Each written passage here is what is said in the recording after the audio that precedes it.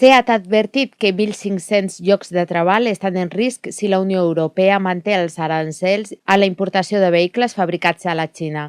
El president de la companyia, Wayne Griffiths, ha concretat aquesta xifra en una entrevista a l'agència Reuters, subratllant l'impacte que la mesura pot tenir a la producció de la planta de Martorell.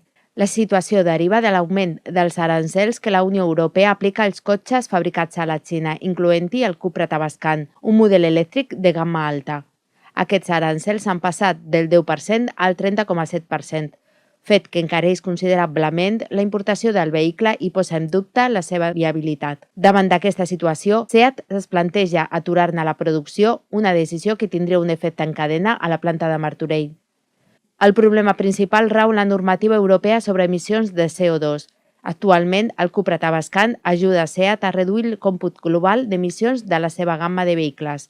Si la producció d'aquest model s'atura, la companyia es veuria obligada a fabricar menys cotxes de combustió per no superar els límits europeus, la qual cosa impactaria directament en l'ocupació.